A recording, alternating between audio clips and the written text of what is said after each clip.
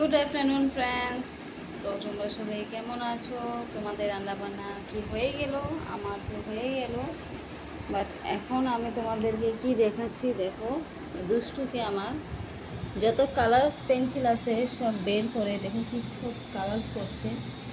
আর এদিকে সুন্দর হয়েছে নাকি বন্ধুরা একবার বলে দাও তো কি কালার্স করেছে। বন্ধুরাও তোমাদের পরে বলবে, যখন আমি ভিডিওটা ছাড়বো তখন বলবে কি তোমার কালার্সগুলো কেমন হয়েছে, তুমি কালার্স সব নষ্ট করছো দুষ্টামি করে। তো ও বিছানাতে বসবে না, বিছানা দেখো একদম ফাঁকা, কারণ বিছানাতে অনেক গরম লাগে, ছাদের গরমটা অনেকটাই আসে, তাই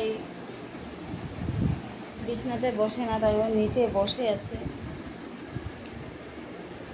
আর আজকে আমাদের এখানে দেখো অনেকটাই রৌদ্র দিয়েছে, অনেকটাই রৌদ্র। আমি তো স্কুল থেকে আসলাম রিক্সাতে করে, আজকে দেখতে পাচ্ছ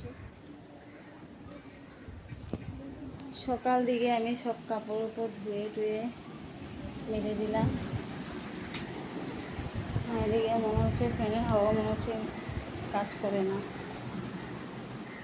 তো ভাবলাম আজকে তোমাদের সাথে একটু গল্প করি, কথা বলি।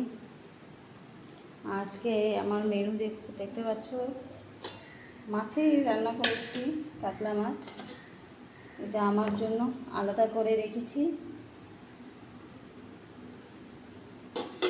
আর এটা আমার বরের জন্য আলাদা। কারণ কেন, আমি টমেটো দিয়ে সিম্পল ঝোল, মাছের ঝোলটা ভালোবাসি না, আবার মশলা টশলা দিলে ওটা ভালো লাগে।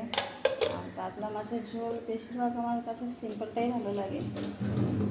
জিরা জিরা গুঁড়ো, ধনে গুঁড়ো, হলুদ গুঁড়ো এসব দিয়েই সিম্পল পাতলা ঝোলটা ভালো লাগে। তো সেই জন্য আমারটা আলাদা, আর বরেরটা আলাদা। কারণ কেন, এই গরমে এখন এত মশলাটা না খাওয়াটাই ভালো,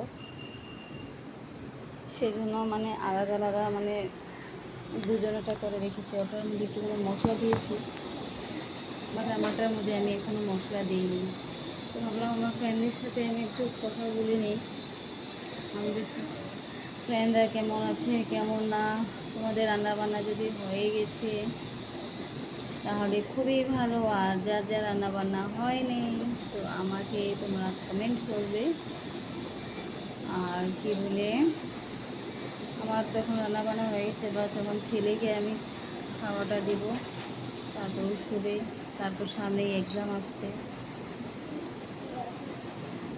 আসছে, পড়ার চাপটাও অনেক, সেজন্য একদম ভালো করে তোমাদের সাথে কথা বলতে পারছি না।